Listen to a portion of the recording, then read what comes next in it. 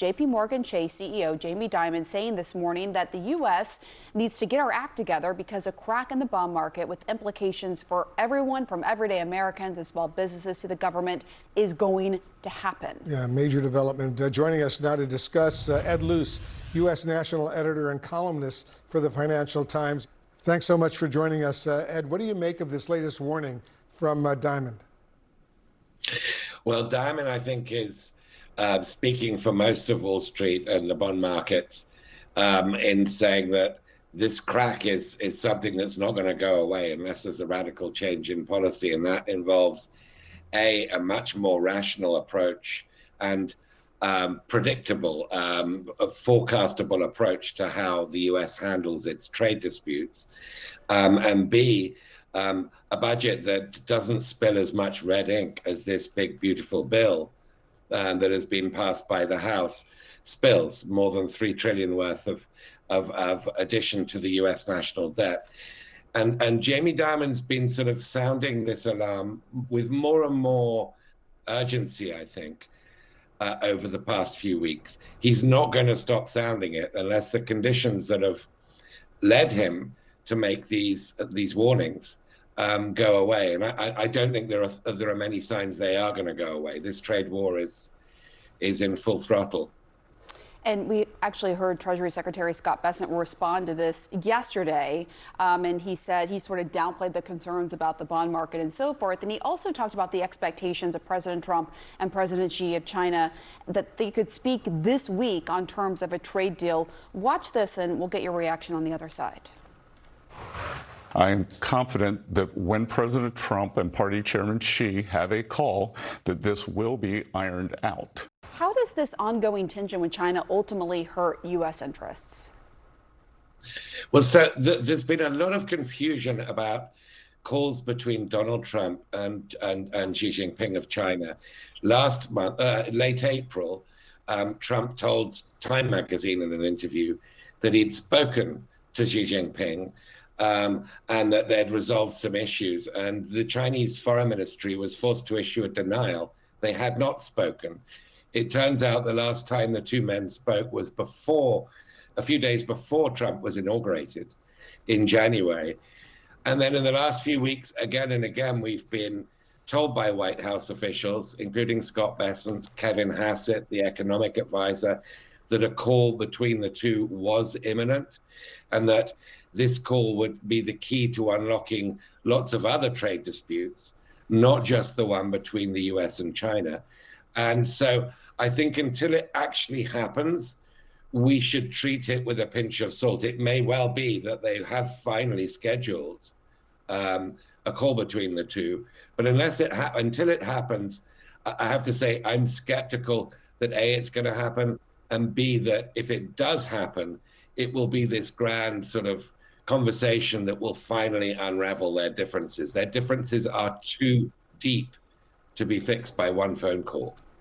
Your colleague at the Financial Times, Ed, as you know, coined the acronym TACO, T-A-C-O, Trump always chickens out. This refers to Trump's often backing off tariffs in the face of pressure on the U.S. bond market. If we continue to see the market volatility as it's ongoing right now amid Trump's ongoing push for more tariffs, do you expect the president to back down?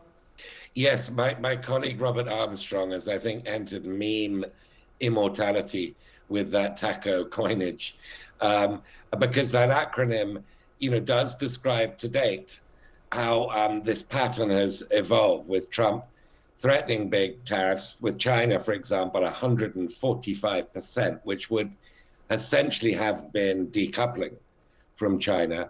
And then you see bond prices plummet, yields soar, and Trump then hitting pauses. And this has happened several times. So it is a pattern.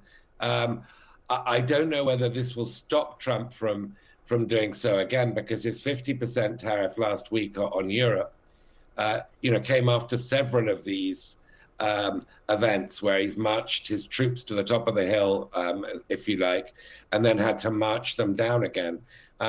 So again, I'm skeptical that Trump is going to change his ways. He likes surprising people in negotiations. He thinks He's got a lot of leverage. He's always believed trade wars are easy to win. And so I think we're going to see more of these stop-go moments because the bond markets have a very clear view.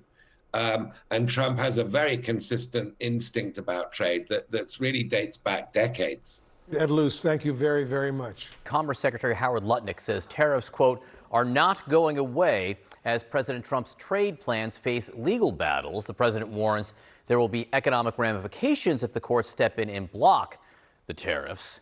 With us now is Ken Rogoff, economics professor at Harvard. Professor, great to see you this morning. And if I can, I'd like to take, a big step back from the day-to-day here, because you've been talking a lot about this, that the impact of what President Trump has done has begun to fundamentally change the U.S. role in the world economy. So what impact are you already beginning to see there? Well, I think that foreigners heavily invest into the United States. They hold a lot of our treasury bills. It gives us a lower interest rate. I don't think there's any question that they're pedaling back. Maybe they were before Trump, but even faster. There's very hard to undo this damage. I don't think anyone will ever trust us the same way again. And I'm reading, this is CNBC this morning, has a whole piece where they write about the anywhere but the USA trade. I don't have the acronym right, but the anywhere but the USA trade that they see some evidence is rising by investors. What do you think of that? No, you see that everywhere. I don't want to get into the weeds, but there are a number of technical phenomenon that suggest that indeed there's been pullback. I mean, Trump's head of his Council of Economic Advisors has a plan that would basically default largely on foreign official holders of U.S. treasuries. If you're China or even the UK and you're holding a lot of U.S. treasuries and you have this sitting in front of you and you just saw what he did with tariffs, you're going to think about it. So there's no question about that. And then we have other things like his tax bill has something about taxing foreign investors. So absolutely, we're going through a period where our so-called privilege of getting to have foreigners hold so much of our debt's being called into doubt. And it's going to hurt us for a long time to come. We'll pay a higher interest rate. As you know, John, we have budget deficit and debt problems. And if you have a higher interest rate, they're worse. You've written over the years, what you've written about Trump is a little bit nuanced, right? I mean, you gave him some credit for assessing some of the economic realities in the United States, and then occasionally over the years in his first term, pushing things forward and then pulling back when he sees some of the impact and some of the coverage of it.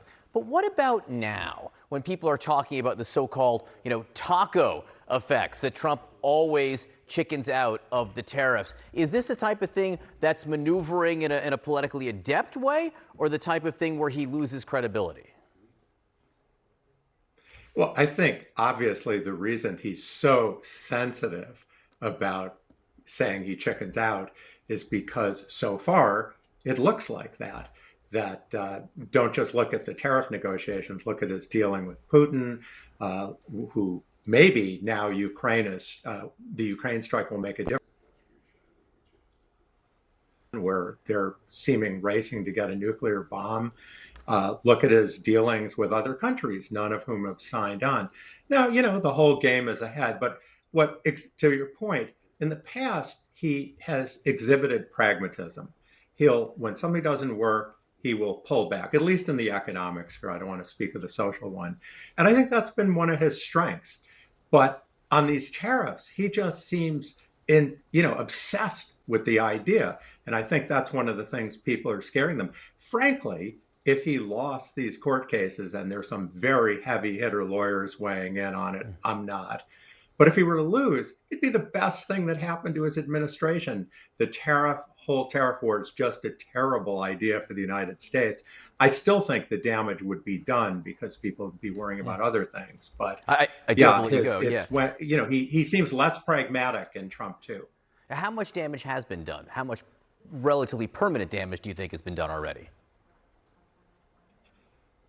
I mean, that's hard to assess. I suspect Our interest rate will be a little higher than it would have been otherwise. The dollar's a little bit weaker.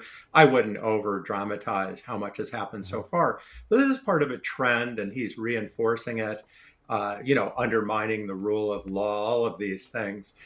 I think institutions are resilient, but, foreigners look at this and they say, it's not just Trump. You elected Trump. How do I know someone else won't come in and do the same policies? I don't think people are ever going to treat the United States the same. So I think the damage is lasting and to our economy. And by the way, he wants to close up our trade deficit. He wants to close up how much we're spending relative to how much foreigners are spending on us. But that means less money's coming in. Our interest rates will be higher.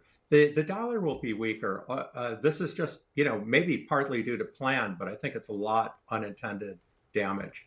Professor Ken Rogoff, always great to speak with you. Thanks so much for coming on.